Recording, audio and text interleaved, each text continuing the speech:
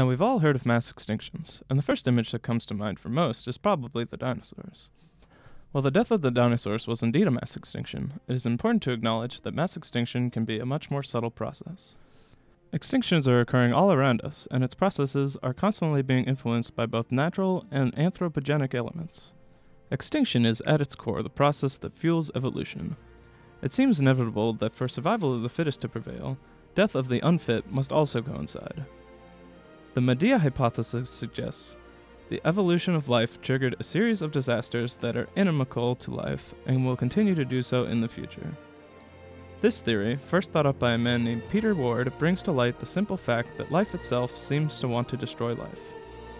Mass extinction can be defined as the phenomenon of numerous species extinctions occurring in a relatively short period of time. From what we've seen, we may then rightly assume that mass extinction is also a natural process. Like we mentioned before, the extinction of the dinosaurs was a natural process. However, some may be wary to think of a meteor hitting the Earth as a natural. So let's give a better example. The Great Oxygenation Event was a mass extinction that occurred over 2.7 billion years ago. When microbes first began photosynthesizing in the oceans, the atmosphere of the Earth was drastically changed by the increase in their chemical waste oxygen. This caused the extinction of numerous species of anaerobic microbes that had called the old atmosphere their home. This was a natural process occurring 2.7 billion years away from the existence of man. Humanity's ever-growing population and increasing temperatures is predicted to be the cause of the next mass extinction. According to fossil records, background extinctions normally occurred at a rate of 10 to 100 species per year. Today, scientists believe that the rate of degradation due to habitat destruction in the rainforest alone is roughly 20,000 individual species per year. The major causes of recent extinctions have been mainly due to habitat destruction, pollution, and invasive species. However, in the near future, it is likely to be caused by climate change due to global warming. Global warming is one of the most pressing matters we are facing. As humanity grows ever larger, we continue to increase our consumption of fossil fuels. When these fuels are burned, they could release compounds known as greenhouse gases. Greenhouse gases cause an increase in temperatures by increasing the amount of light energy trapped by the Earth's atmosphere. Examples of this real-life tragedy are the polar bear and the North American hemlock. In Canada's Hudson Bay, the polar bear struggles to survive as global warming rapidly reduces the ice cap, and with it, the range of which the species is able to hunt. In some areas, the ice is so thin that the bears cannot hunt in it, and in others, there is no ice at all.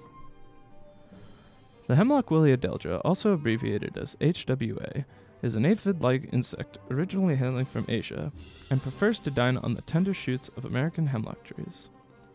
Its proficiency at destroying these trees has all but removed the American hemlock from states south of Massachusetts and from states as far west as West Virginia. In fact, the only known factor stopping hemlock willea-delgia from spreading even farther north is its susceptibility to the extremes in cold temperature in northern winters. The hemlock tree is a native of North America. Although not as majestic as maybe the pines or the oaks, it fills its own ecological niche and contributes to the stability and biodiversity of our forests in its own way. Some notable functions of the hemlock tree are its ability to shade rivers for fish, its nesting sites for birds, and its host of natural insects that in turn feed native birds. Its effects on the ecosystem, however modest they may seem, are undoubtedly contributing to an increase in the biodiversity of our forests. Biodiversity can be thought of like a safety net for the health and productivity of our forests. Almost every ecosystem has its dominant species with fully realized niches, an ecological role that is clearly defined. However, there can also be a species in that ecosystem that can fulfill the same niche, but that is less dominant due to a variety of factors. If the dominant species goes extinct for some reason, the less dominant niche holder can fill this metaphorical vacuum and help stabilize the well-being of organisms that relied on said species. Some species may not be able to adapt to the new niche-filling species and may go extinct as well, but the overall number of extinctions is suppressed.